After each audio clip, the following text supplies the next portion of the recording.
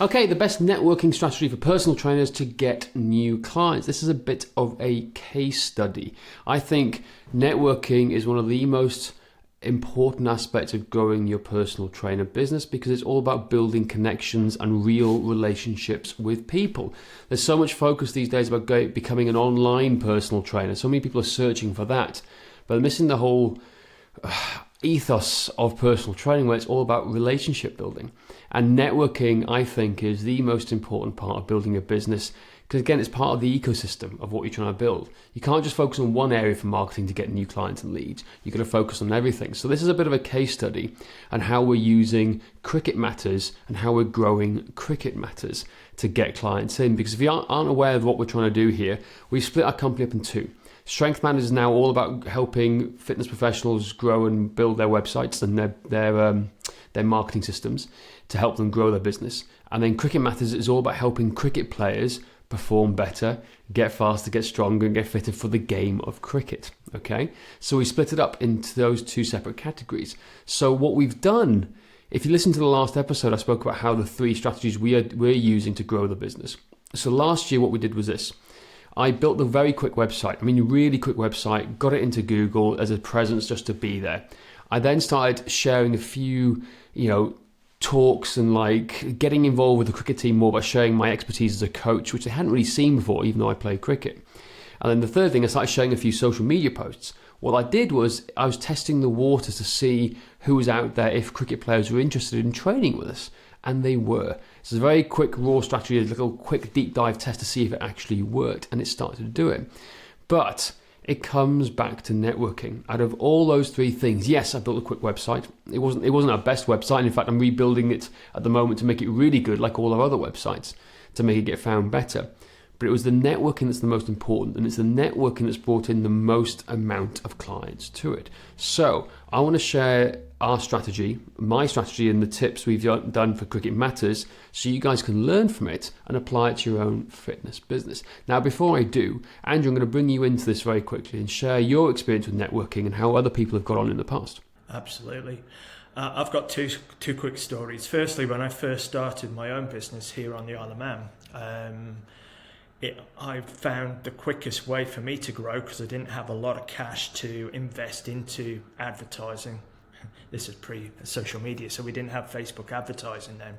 But if we did, and I was starting now, that would not be the first port of call for me. It would be getting to know people in my local community and networking with them, reaching out to them, having discussions and so on.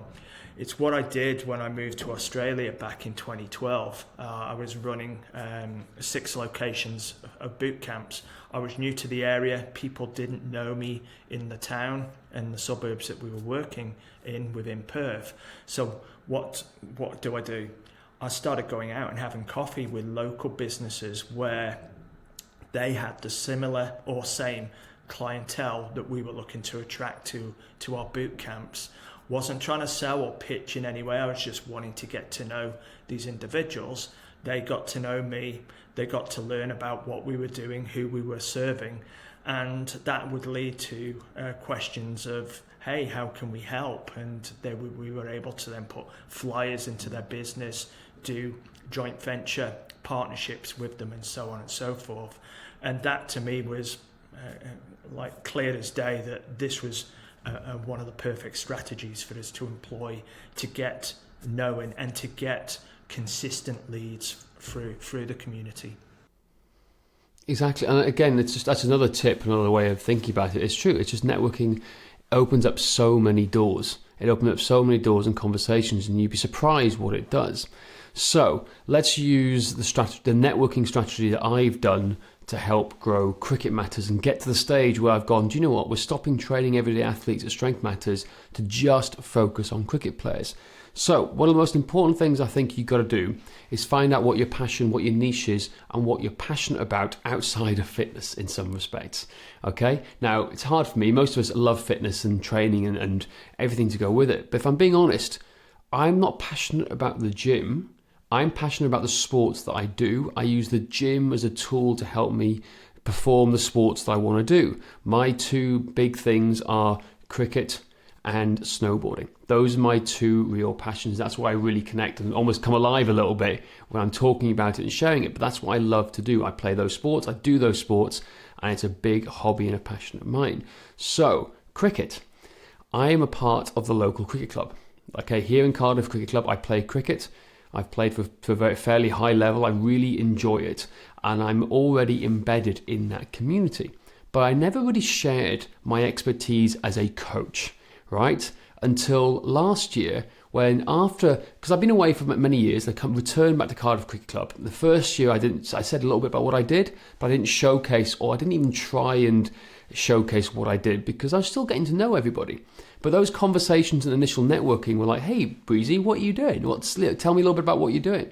I showed a couple of tips, and then eventually the captain came to me and said, hey, do you want to help run some of the training sessions pre-season?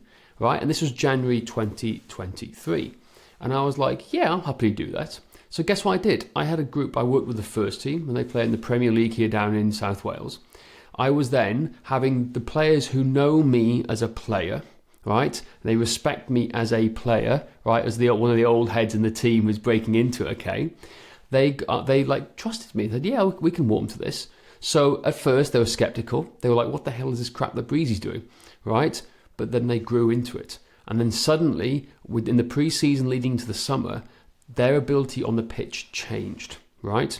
So what happened was they were doing stuff on the field they hadn't done before. They were taking more catches. They were sprinting faster. They were fitter on the field, and they could move better, less pain. Particularly some of the older guys in the lower teams, but in the youngsters, they noticed the speed differences and the better how much better their agility was too.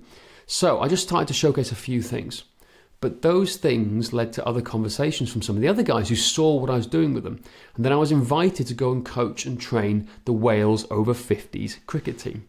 So every Sunday for 6 weeks leading up to their trip to the World Cup in South Africa for the over 50s World Cup, I coached them. Not only did I coach them, I played cricket with them in practice. They invited me to stay with them and train and coach with them. So what I was doing was I was having to educate them about new training tips and mobility tips, right?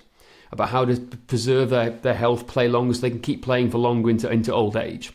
They also saw me and respected me as a cricket player. Okay, two really important things. So not only were they like skeptical to begin with, but they then were like, okay, well, I'm going to listen to Breezy because he plays cricket. I can understand it, so I'm already embedded in that network. But then the stuff I was teaching them started to work. It started to improve their game. And then one of the best testimonials I had from last year was a group of over 50 cricketers went to the World Cup, played 14 games in 21 days, and they all came back having not had a single injury, compared to all the other teams who lost 5 to 6 players on average, and who at the previous World Cups, they were struggling to get players on the field. All I did was change their mobility routine to warm up and give them a stretching routine at the end. Nothing more, nothing complex. But that was a networking point, because this group of individuals who are highly respected within cricket clubs throughout Wales, because they're the old heads, former great players, former professional players as well. Guess what they did? They went and told everybody about this. Not just on social media, but conversations in bars, in the clubhouses and stuff like that. What happened?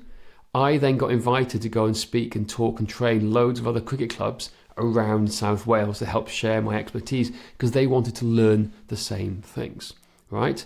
Now, notice here, I didn't offer to sell my service to them. I was just networking. Fast forward a year, right?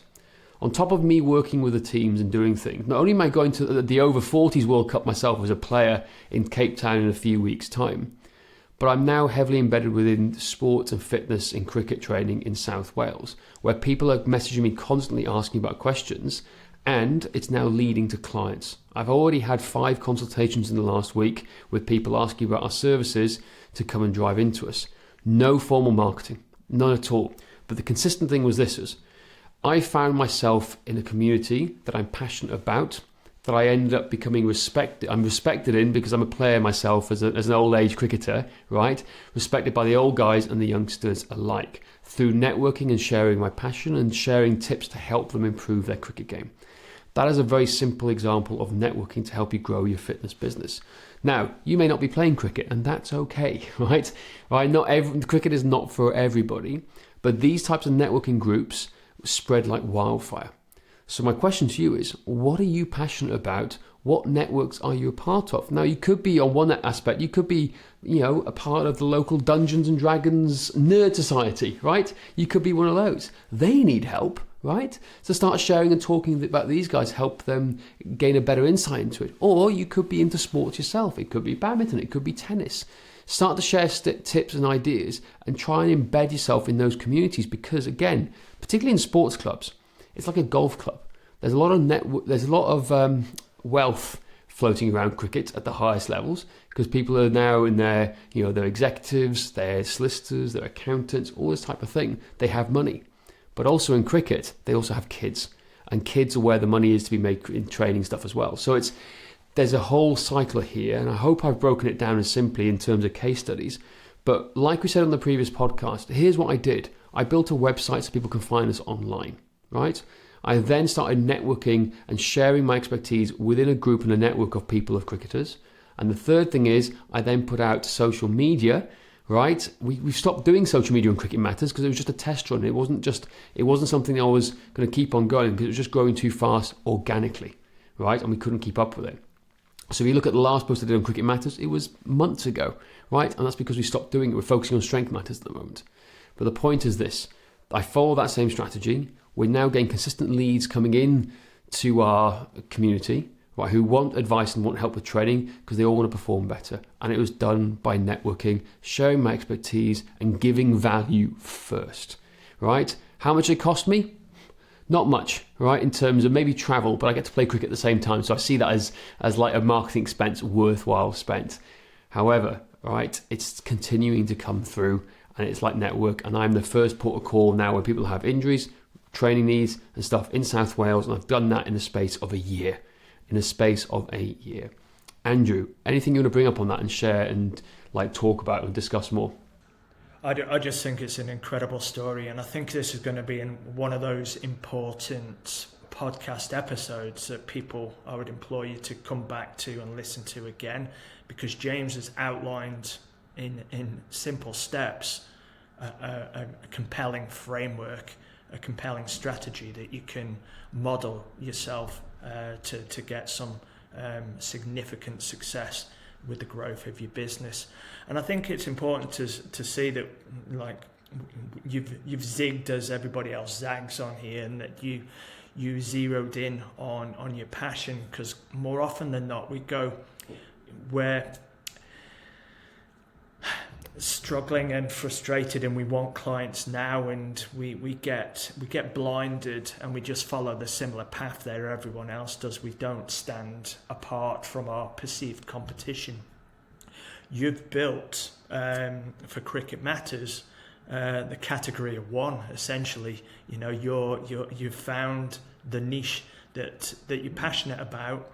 You're able to work within that niche because it's your passion, and people know you, and it's growing from there. So, as I say, my tip, number one tip on this episode, is to come back and listen to it again, make some notes, and then look at how you can implement that same strategy that James had outlined into your own business. Thanks, Andrew. Well, again, to me, it was common sense. This is just common sense. And I think it's really important to not jump in too fast, too soon, too quickly in trying to build these relationships. Now, I went to go back to play cricket because I enjoyed it. I wanted to play cricket. So I don't really want to do my sport and my passion here.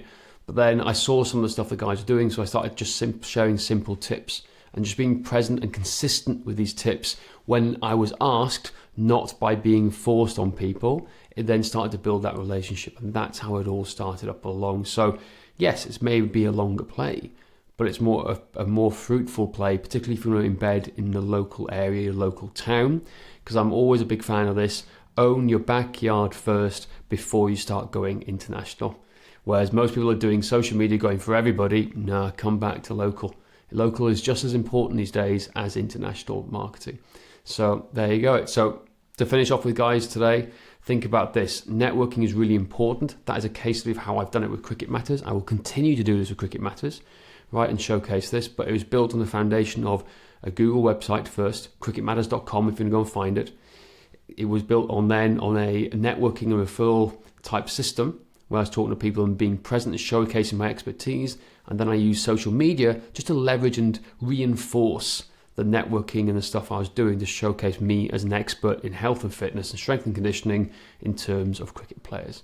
But I also did it from a voice of authority, I think is the best way to call it, because I play cricket myself, right? I play cricket and I am my best example. I'm 40 now plus, playing with all the young guns. I'm literally black and blue from training last night with all the young pups bowling 75, 80 miles an hour at me. Literally were trying to pepper me and I was the first in. Thanks guys, appreciate that. But the point is, like, I'm leading from the front. So they value as well. So leaders go out front and they can showcase what they're doing and put in their best tips and strategies too. So that's my top tip. Hope it helps. A bit of a longer one today in terms of this, but I think it's a really important case study that people can learn from and apply to their own business. There you go. And if you want some more advice and more help in trying to see how we do our things, or even just to be a sounding board to help you grow your fitness business in any way, shape or form, please give us a call or get booking a strategy call with us at strengthmatters.com/strategy, and we'll see what we can do. It's no obligation, completely free, and let's see what we can do for your business and maybe apply the same networking skills and strategy for you guys too. Anyway, as always, Andrew, any final thoughts? No, I think it's been a great session. Go back to it, listen, make notes, and implement. And we'll see you in the next episode. Cool. Ciao for now, as I say, and we'll see you next time. Cheers, guys.